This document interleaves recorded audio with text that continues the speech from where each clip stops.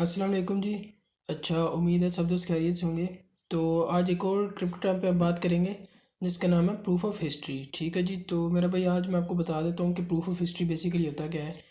आपने सुन रखा होगा कि क्रिप्टो में कंसेंसस का नाम लिया जाता है कि ब्लॉकचेन किस कंसेंसस पे या किस मैकेनिज्म पे काम कर रही है, प्रूफ ऑफ स्टेक और प्रूफ ऑफ वर्क। आपने पहले सुन रखा होगा, आजकल नया आपको सुनने को मिला होगा proof of history.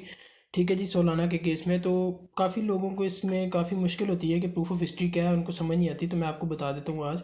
Proof of history basically proof of stake का ही एक यानी कि एडवांस तरीका है, उसी में ही थोड़ी बहुत एडवांस चीज़ें लाई गई हैं प्रूफ ऑफ स्टेक में। ठीक है, प्रूफ ऑफ स्टेक और प्रूफ ऑफ वर्क का जिसको नहीं पता चैनल पर जाए वीडियो मिल जाएगी। ठीक है, तो प्रूफ ऑफ हिस्ट्री जो है ये प्रूफ ऑफ स्टेक की ही एक फर्दर एडवांसमेंट है। ठीक है, प्रूफ ऑफ स्टेक को ही थोड़ा बहुत एडवांस किया गया है। आजकल नए जो ब्लॉकचेन्स आ रही हैं उनमें थोड़ा एडवांस करके इसे अपनाया गया है। स्पेशली ये इस्तेमाल होता है, आपको पता है सोलाना के केस में सोलाना ने काफ़ी ज़्यादा इंप्रूवमेंट दी 2021 में। तो लोगों को ये आप चेक करो, लोगों को क्या है कि काफ़ी लोगों ने स्टडी करना शुरू किया। उससे पहले इतना इसको स्टडी नहीं किया जाता था प्रूफ ऑफ हिस्ट्री को। ठीक है, तो सोलाना के बाद से जब से सोलाना ने परफॉर्म किया उसके बाद आप लोगों को काफ़ी प्रूफ ऑफ हिस्ट्री पर बातें सुनने को मिलती हैं। तो प्रूफ ऑफ हिस्ट्री में क्या होता है कि जैसा कि प्रूफ ऑफ स्टेक में आपको पता है क्या होता है कि माइनर्स जो होते हैं यानी कि स्टेक होल्डर, वो अपनी करेंसी को स्टेक करते हैं। ठीक है, मुख्तलिफ मास्टर नोड्स बनाए जाते हैं। जैसे माइनिंग के केस में क्या होता था, नोड्स बनाए जाते थे, माइनिंग मशीन्स लगाई जाती थी। इसमें क्या होता था, स्टेक होल्डर्स एक मास्टर नोड बनाते थे जहाँ पर वो स्टेक करते थे अपनी करेंसी को। ठीक है, फिर वो करेंसी क्या जितना ज़्यादा स्टेक होता था उस जिस इंसान के पास, स्टेक होल्डर के पास, उसके पास ये राइट आ जाता था कि वो क्या करता था कि ट्रांजैक्शन को वेरीफाई करता था। ठीक है, तो प्रूफ ऑफ हिस्ट्री के केस में पहले मैं आपको बताता हूँ प्रूफ ऑफ स्टेक के केस में क्या था। प्रूफ ऑफ स्टेक के केस में ये होता था कि जब आप करेंसी को यानी कि जब आप ट्रांजैक्शंस को वेरीफाई कर रहे हैं तो वहाँ पर मुख्तलिफ नोड्स होते थे। यानी कि एक नोड इधर पाकिस्तान में, एक एशिया में, सॉरी अमेरिका में कहीं भी, एक इंडिया में कहीं भी।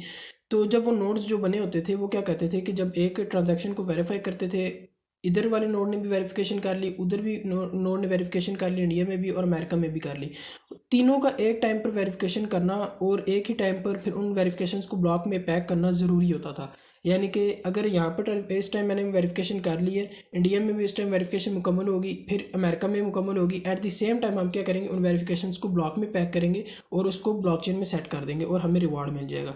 इससे क्या होता था, इससे टाइम ज़्यादा लगता था। टाइम किस तरह ज़्यादा लगता था, टाइम इस तरह ज़्यादा लगता था कि अगर मैंने यहाँ पर 5 मिनट पहले ट्रांजेक्शन वेरीफाई कर ली, इंडिया में 5 मिनट लेट हुई, अमेरिका में वहाँ उससे भी ज़्यादा लेट हुई, क्योंकि उसमें क्या होता था कि उसमें आपके जो हार्डवेयर सॉफ्टवेयर है उसकी इंटरनेट की जो स्पीड है उस पर डिपेंड करता होता है। ठीक है, तो अब क्या हुआ कि मुझे रुकना पड़ता था दूसरों के लिए। ठीक है, तो प्रूफ ऑफ हिस्ट्री में इस चीज़ को ख़त्म किया गया। प्रूफ ऑफ हिस्ट्री में क्या किया गया, टाइम स्टैम्प्स यहाँ पर आपको मिल जाएगा। अगर आप आर्टिकल पढ़ोगे इंटरनेट पर जाके तो यहाँ पर आपको टाइम स्टैम्प्स का वर्ड देखने को मिलेगा। इसमें टाइम स्टैम्प ही एक एडवांसमेंट है जो मैंने आपको बोली है कि ऐड की गई है। टाइम स्टैम्प में क्या होता था, टाइम स्टैम्प में ये होता था कि जब आप ट्रांजैक्शन को वेरीफाई करते थे तो आप उसके ऊपर डेट और टाइम को प्रिंट कर देते थे छोटा सा। ठीक है, उसको प्रिंट करके आप अपनी ट्रांजैक्शन को वेरीफाई करते चले जाते थे, करते चले जाते थे आगे, आपको वेट नहीं करना पड़ता था। उधर से इंडिया में भी इसी तरह ट्रांजैक्शन वेरीफाई होती जा रही है और टाइम स्टैम्प के ऊपर प्रिंट किया जा रहा है डेट और टाइम को। ठीक है, इवन के मिली सेकंड्स में। ठीक है, तो अमेरिका में भी इसी तरह हो रहा था। फिर ब्लॉकचेन क्या करती थी, ब्लॉकचेन ये करती थी कि वो टाइम के मुताबिक यानी कि टाइम के थ्रू चेक करती थी कि यहाँ पर कौन सी ट्रांजैक्शन पहले वेरीफाई हुई है। अब जिसमें टाइम कम नज़र आ रहा है वो पहले वेरीफाई हुई है, यानी कि जो 4 बजे वेरीफाई हुई है उसके ऊपर 4 बजे लिखा होगा, जो 5 बजे हुई 5 बजे। तो ब्लॉकचेन को पता चल जाता था कि यहाँ पर पहले 4 बजे वाली वेरीफाई हुई, वो 4 बजे वाली पिक कर लेती थी। फिर इंडिया के उस मास्टर नोड से वो पिक करती थी जो पहले वेरीफाई हुई होती थी। ठीक है, फिर इसी तरह अमेरिका के वेरिफिकेशन जो हुई है वहाँ पर जो पहले वेरीफाई हुई वो उसे पिक कर लेती थी।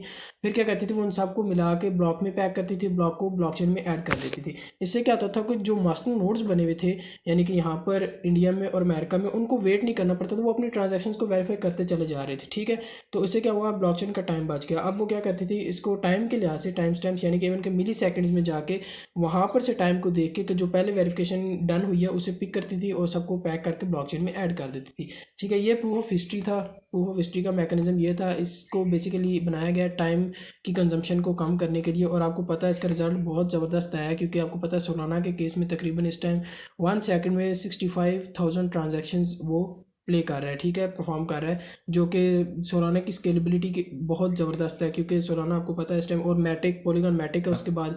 लेकिन आपको पता है कि अभी कार्डेनो जो है, कार्डेनो का एक हाइड्रा अपग्रेड आ रहा है इसी साल में 2022 में मे बी। तो उसके बाद कार्डेनो की जो ट्रांजैक्शंस पर सेकंड स्केलेबिलिटी का इशू है वो सॉल्व हो जाएगा, काफ़ी ज़्यादा हो जाएगी। इसी तरह इथेरियम 2.0 आ रहा है, तो अगर वो आ जाता है तो उसकी भी स्केलेबिलिटी का इशू परफॉर्म जो है वो सॉल्व कर दिया जाएगा। ठीक है, तो ये बेसिकली प्रूफ ऑफ स्टेक की ही एक एडवांस प्रोग्राम बनाया गया, प्रूफ ऑफ स्टेक को ही एडवांस किया गया। ठीक है, तो उम्मीद है कि आपको समझ आ गई होगी। अगर वीडियो अच्छी लगी तो प्लीज़ चैनल को सब्सक्राइब करो और वीडियो को एक लाइक करो। मिलते हैं अगली वीडियो में जी, तब तक के लिए।